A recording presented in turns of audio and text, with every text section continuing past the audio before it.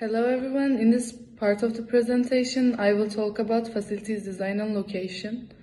More specifically, I will focus on facility location, why it is important, what affects location decisions, how location problems can be classified, and what kind of techniques can be used to solve them. Facility location is one of the most important strategic decisions for an organization because the place of a facility can strongly affect cost, service quality, accessibility, and long-term performance. Once a location is selected, changing it later can be very difficult and expensive. That is why location decisions need careful analysis from the beginning. When we talk about facility location, we mean deciding where a facility should be placed in order to support the goals of an organization in the best possible way. This topic includes several parts. First, we need to understand the facility location problem itself. Then we look at different classifications of location problems because not every problem has the same structure. Finally, we choose suitable decision techniques, especially for discrete location problems where there are specific candidate locations to compare. So overall, facility location is not just choosing a random place on a map, it is a structured decision problem that requires comparing alternatives in a systematic way. Facility location is important because it affects both daily operations and long-term success. A good location can reduce transportation time, lower operating costs, improve customer service, and provide easier access to suppliers, labor, and markets. A poor location can do the opposite and create unnecessary cost and inefficiency. There are also many factors that affect location decisions. Some of these are economic, such as land cost, labor costs, taxes, and transportation expenses. Some are operational, such as closeness to the customers, suppliers, and infrastructure. Others may be strategic, such as future expansion opportunities, competition, or regional advantages. So a location decision should never be based on only one reason. It usually requires balancing many different factors at the same time. There are several reasons as to why an organization may start to consider a location problem. For example, the company may want to expand, reduce costs, improve customer service, enter a new market, or respond to changes in demand. In some cases, the current location may no longer be suitable because of congestion, limited capacity, or high operating costs. At the same time, choosing a new location is not always the only solution. There can be alternatives to opening or moving to a new facility. For example, a company may expand an existing facility, reorganize its operations, improve the layout, subcontract some work, or use additional distribution support. So before selecting a new location, it is important to ask whether the relocation is really necessary or whether the problem can be solved in another way. Facility location problems can be classified in different ways. One classification is continuous space versus discrete space. In a continuous space problem, the facility can theoretically be located anywhere in a region. In a discrete space problem, the decision is limited to a set of specific candidate locations. Another classification is single facility versus multi-facility problems. In a single facility problem, the task is to choose the best location for only one facility. In a multi-facility problem, more than one facility must be located, and the decisions may affect each other. These classifications are important because the type of the problem determines which analysis method should be used. In other words, before solving the problem, we first need to understand its structure. There are three main types of analysis techniques: qualitative analysis, quantitative analysis, and hybrid analysis. Qualitative analysis focuses on non-numerical or hard-to-measure factors. These may include image, environment, political conditions, management preference, or quality of life. This type of analysis is useful when some important factors cannot easily be expressed with exact numbers. Quantitative analysis focuses on measurable factors such as cost, distance, time, profit, demand, and transportation values. In this case, mathematical or numerical methods are used to compare alternatives more objectively. Hybrid analysis combines both qualitative and quantitative approaches. This is often the most realistic method because real-life location Decisions usually include both measurable and non-measurable factors. So instead of relying only on numbers or only on judgment, hybrid analysis tries to create a balanced decision. To conclude this part, facility location is a major strategic decision that can influence cost, efficiency, competitiveness, and future growth. Location problems can arise for many reasons, and sometimes a new location is not the only possible answer. These problems can also be classified in different ways, such as continuous or discrete, and single facility or multi-facility. Finally, different decision techniques can be used depending on the structure of the problem, including qualitative, quantitative, and hybrid approaches. In the next part, the topic can be continued with problem-solving examples.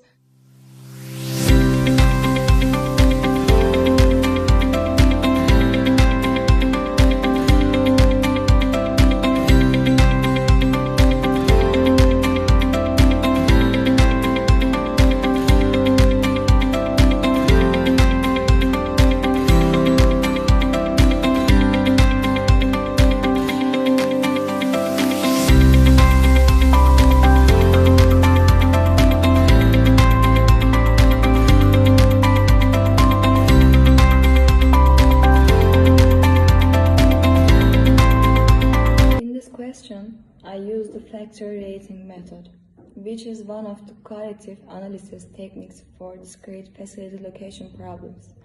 The main idea of this method is to compare candidate locations by considering multiple important factors at the same time.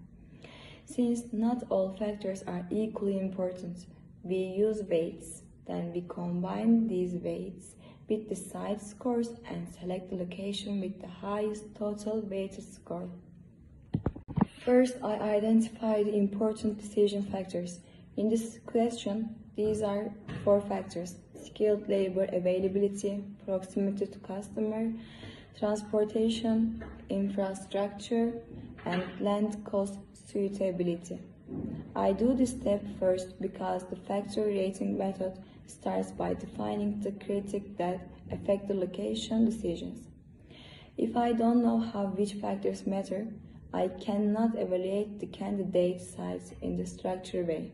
So this step is necessary to define the basis of the comparison. First, I identify the important decision factors. In this question, these are 4 factors: skilled labor availability, proximity to customer, transportation, infrastructure, and land cost suitability. I do this step first because the factor rating method starts by defining the criteria that affect the location decisions. If I don't know how which factors matter, I cannot evaluate the candidate sites in the structured way. So this step is necessary to define the basis of the comparison. In the second step, I use the weights given for each factor. These weights are 1.35, 1.30, and 1.20, and 1.15. The reason for using weights is that some factors are important than others. For example, in this question, skilled labor has the highest weight, which means is the most important factor in the decision. Land cost suitability has the lowest weight, so it is important but less influential than the others. So at this step, I'm not calculating yet. I'm first understanding the relative importance of each factor before combining them with the site scores. Next, I take the scores of site A, site B, site C for each factor. These scores show how well each location performs with respect to specific criterion. For example, one site may be better in customer proximity, while another may be better in transportation infrastructure. This step is important because the scores represent the performance level of each site. The weights show importance and the scores show performance. In order to make a final decision, both of them must be considered together. Now I start the calculation process with site A. For each factor, I multiply the weight by the score. For skilled labor availability, I calculate 1.35 times 80, which is 28. For proximity to customers, 1.30 times 60, which is 18. For transportation infrastructure, 1.20 times 75, which is 15. For land cost suitability, 1.15 times 70, which is 10.5. Then I add all of these weighted values. 28 plus 18 plus 15 plus 1.5 equals 71.5. I do this because the weighted score tells me not only how good side A, but also how important each factor in these decisions. So instead of treating all factors equally, I adjust each score according to its importance. Then I calculate the weighted score for side C. For skilled labor availability, 1.35 times 75 equals 26.25. For proximity to customers, 1.30 times 70 equals 21. For transportation infrastructure, 1.20 times 85 equals 17. For land cost suitability, 1.15 times 80 equals 12. Then I sum these values. 26.25 plus 21 plus 17 plus 12 equals 76.25. Again, I do this for the same reason. I want to convert the raw scores into weighted totals so that I can compare the alternatives on the same basis. After calculating all weighted totals, I compare the final results. Side A has 71.5, Side B has 72.75, Side C has 76.25. This step is necessary because the final decision in the factor rating method is based on the largest total weighted score. The total weighted score summarizes the overall performance of each side after considering both factor importance and side performance. In this solution, I used the factor rating method. First, I identified the important factors affecting the location decision. Then I used the given weight to represent the importance of each factor. After that, I took the scores of each side and multiplied each score by its corresponding weight. This gave me the weighted score for each factor. I repeated the same calculation for side A, B, and C, and then summed the weighted values for each side. Finally, I compared the total weighted score. Since side C had the highest total, I selected side C as the best location.